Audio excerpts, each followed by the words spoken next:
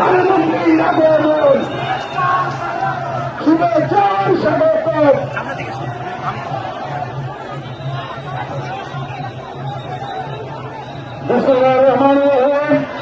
প্রিয় লাকসাম দিবসে আমাদের প্রিয় নেতা গণপ্রজাতন্ত্রী বাংলাদেশ সরকারের মাননীয় প্রধানমন্ত্রী এখন আমাদের মাঝে উপস্থিত হয়েছেন।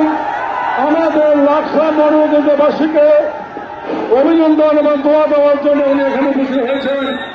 প্রিয় মাননীয় প্রধানমন্ত্রীকে দৃষ্টি আকর্ষণ করে বলতে চাই, আমাদের একটাই দাবি, আমাদের লাকসামকে জমা করার জন্য। শুভেচ্ছা স্বাগতম। এখন বক্তব্য রাখবেন গণপ্রজাতন্ত্রী বাংলাদেশ সরকারের মাননীয় প্রধানমন্ত্রী আমাদের প্রিয় নেতা জনাব তারেক রহমান। জনাব তারেক রহমান। বিসমিল্লাহির রহমানির রহিম।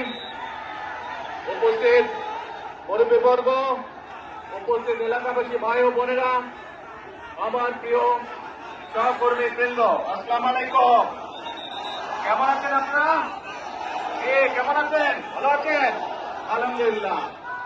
আজকে এখানে বহু মানুষ একত্রিত হয়েছেন আপনারা, সেই জন্য আমি থামলাম এখানে, কারণ আজকে আমাদের যাওয়ার কথা চাঁদপুরে।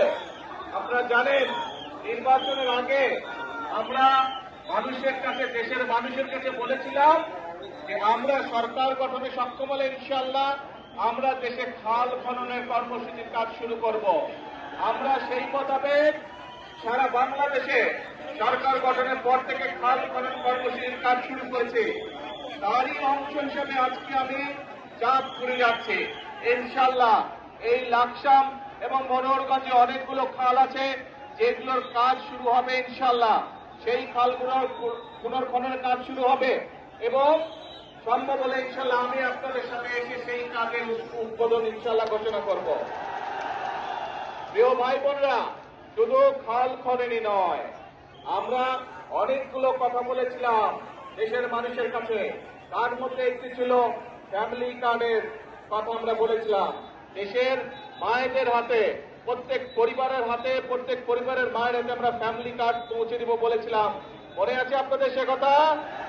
হ্যাঁ, সেই কাজ আলহামদুলিল্লাহ আল্লাহর রহমতে আমরা শুরু করেছি। সেটিরই কার্যক্রমের অংশ হিসাবে আমি যাচ্ছি ইনশাআল্লাহ।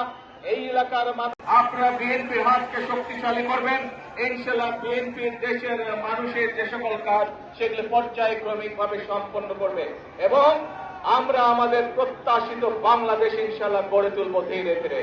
আজকে এই পর্যন্ত থাক, আরেকদিন এখানে বড় জনসভা করে আমি আসবো, আপনাদের সাথে কথা বলবো। সেই পর্যন্ত আল্লাহ হাফেজ।